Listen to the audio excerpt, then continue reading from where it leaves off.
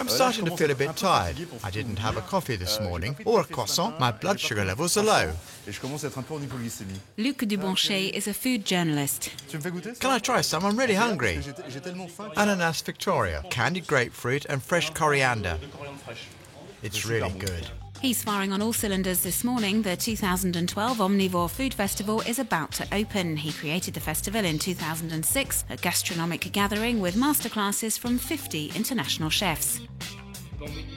To begin with, Omnivore was a magazine and restaurant guide. Then it seemed only logical to create a festival. It was another way of conveying a message and sharing information.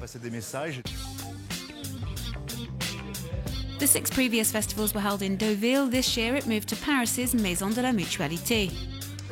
Radish juice and raspberry puree. On the 11th, 12th and 13th of March, over 12,000 foodies came to watch the cooking shows. When we are choosing a lineup for the festival, we think of it as a series of cookery rock concerts. So we choose people who have something slightly different to offer. On the bill this year, well-known chefs like Jean-François Piège, Anne-Sophie Pic, Thierry Marx, along with a whole host of up-and-coming chefs. Omnivore supports young cooking talent, and this is not simply a question of age. We're also looking for chefs who are full of energy, who are open-minded, so it's not surprising that our chefs are often under 30. We choose younger chefs because they are in touch with the times.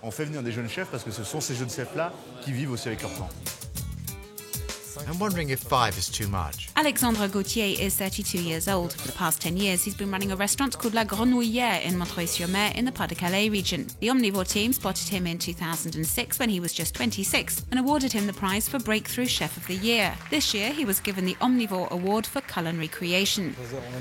Obviously, we are really proud, really happy. It encourages us to continue innovating. It's very motivating. When Alexandre takes to the stage for his masterclass, he demonstrates how to make some of his signature dishes, like the coussin de chanvre or the saddle of rabbit with smoked bacon.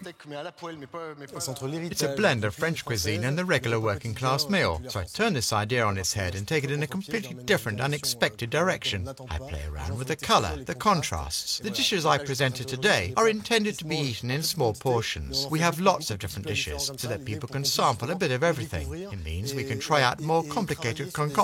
There's a maximum of 3 or 4 mouthfuls per dish.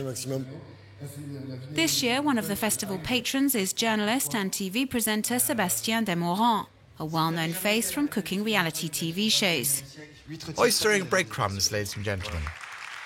Affable shows with charming and engaging participants. They are of great value to our profession because they create opportunities for young people and inspire them. Children don't want to be firemen or policemen anymore. They want to be chefs, and that's great. And the festival is no longer just for one's viewing pleasure. During the 3-day event, chefs will be working as duos, so international chefs have been invited to join chefs across Paris in their restaurants. Australian chef James Henry has been living in Paris for the past 6 months. Today, he's joined by Uruguayan-born New York chef Ignacio Matos. A great opportunity to blend different cultures and flavours. I think a lot of cooking throughout the world's benefited from how the French structure their kitchens. I mean, food shouldn't be judged as the worst and the best. If you really like food, you don't think of it in these terms.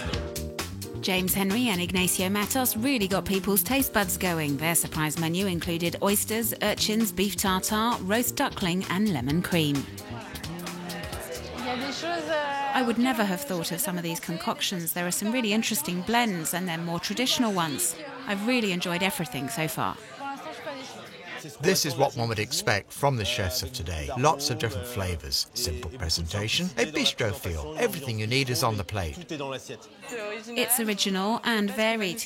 We don't know what to expect. I like the idea of small portions. It means we can sample lots of different things. This year, for the first time ever, the Omnivore Food Festival will become the Omnivore World Tour, going to Moscow, Copenhagen, Shanghai, New York, San Francisco. Over the coming year, the festival will set up shop in a different city once a month, always with the same objective: prove that the culinary world holds no boundaries.